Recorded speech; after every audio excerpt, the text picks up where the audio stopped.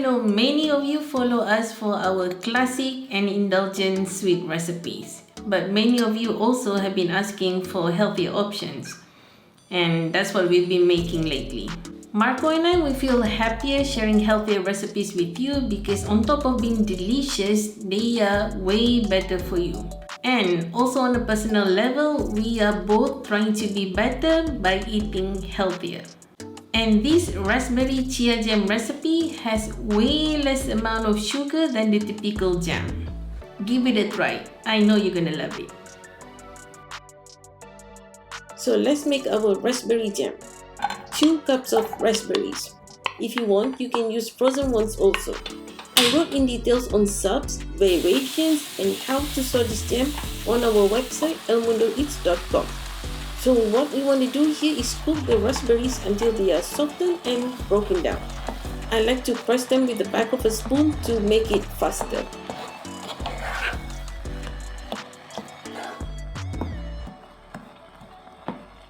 And once they look like this, simply turn off the heat and remove the pot from the stove. Now, add 2 tablespoons of honey, 1 teaspoon of lemon juice, 1 teaspoon of vanilla extract, 2 tablespoons of chia seeds. This is what's going to thicken our jam without having to add cornstarch or something. 1/4 teaspoon of cinnamon powder.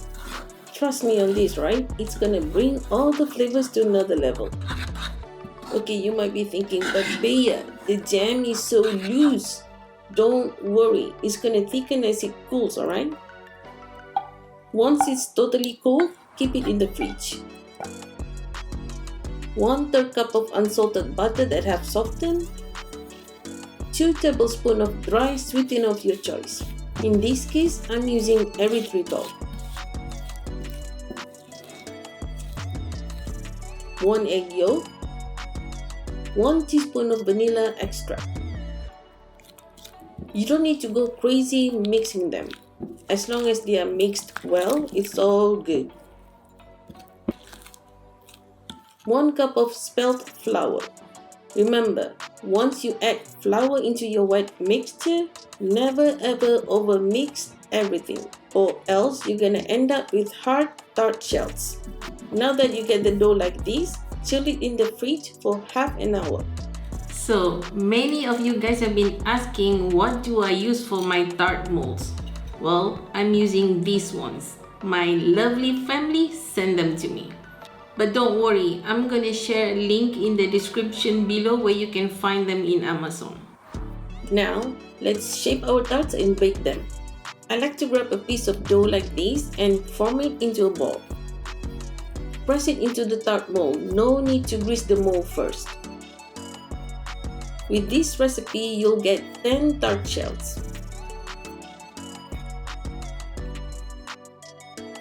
Once you have them all, place them in the freezer for 10 minutes. See how the jam has thickened beautifully? Spoon some into our tart shells. You're gonna have some balance of the jam. You can use it on toast or in yogurt. There's no waste.